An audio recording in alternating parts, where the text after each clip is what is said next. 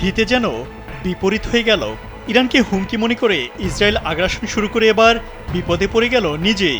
উল্টো নিজের অস্তিত্ব নিয়ে এখন টান পড়েছে ইসরায়েলের। শুক্রবার রাতের ইসরায়েলের হামলার জবাবে ইরানের প্রতিক্রিয়ায় পশ্চিমারাও হতবাক হয়ে গেছে।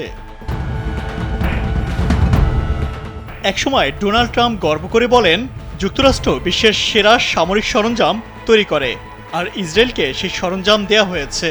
কিন্তু ইরানের পাল্টা হামলা মোকাবেলায় ইসরায়েল কোনোভাবেই নিজেকে টিকিয়ে রাখতে পারছে না। দীর্ঘদিন ধরে নিষেধাজ্ঞা ও আর্থিক সংকটে থাকা একটি দেশ নিজেকে রক্ষায় যে সামর্থ্য অর্জন করেছে তা ইতোমধ্যে পশ্চিমাদের মাথা ঘুরিয়ে দিয়েছে। প্রশ্ন হলো, ইসরায়েল কি পশ্চিমাদের কাছে কেবল স্নায়ুযুদ্ধের সময়ের একটি পূর্ণ অস্ত্র হয়ে আছে, নাকি দেশটি এখনও পশ্চিমাদের আসলেই কোনো কাজে আসছে? একসময় ইসরায়েল আরব দেশগুলোর সঙ্গে দুটি বড় যুদ্ধে জিতেছিল এবং এ অঞ্চলে সোভিয়েত ইউনিয়নের প্রভাব ঠেকাতে সাহায্য করেছিল। কিন্তু এখন ইসরায়েল কোন কাজে আসছে পশ্চিমাদের?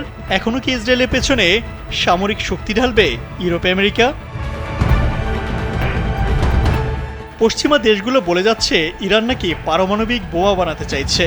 তবে পশ্চিমের এই অভিযোগ হালে কোনোভাবেই পানি পাচ্ছে না, কারণ যুক্তরাষ্ট্র ঠিক এ ধরনের মিথ্যা কথা বলেই ইরাককে ধ্বংস করেছিল।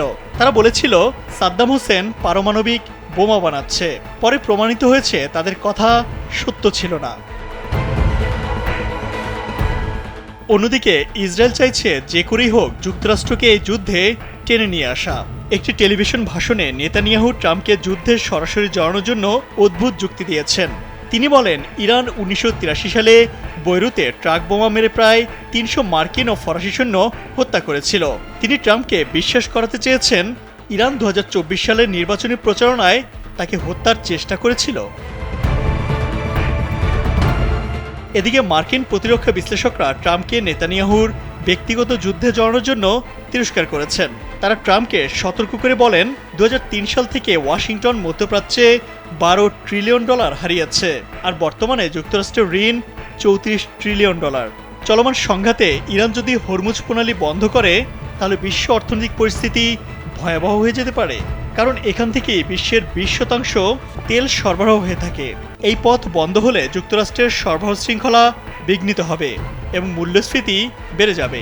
এতে সাধারণ মানুষের জীবন দুর্বিষহ হয়ে যাবে। অন্যদিকে সংযুক্ত আরব আমিরাত, কাতার এবং পারস্য উপসাগরে 40,000 মার্কিন সেনা আছে। মধ্যপ্রাচ্যের যে কোনো উত্তেজনায় তারা হতে পারে সহজ নিশানা। সাবেক সেনা কর্মকর্তা কর্নেল ডগলাস ম্যাকগ্রের এক বার্তায় বলেন, ইরানের শাহেদ 136 ড্রোনের দাম $20,000, আর আমেরিকার প্যাট্রিয়ট মিসাইলের প্রতিটি ইন্টারসেপ্টরের দাম $40 লাখ।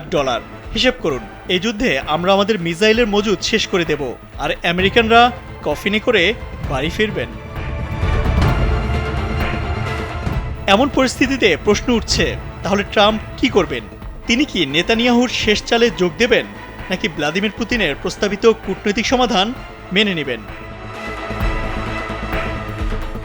ইমতিয়াজ আহমেদ, কালবেলা।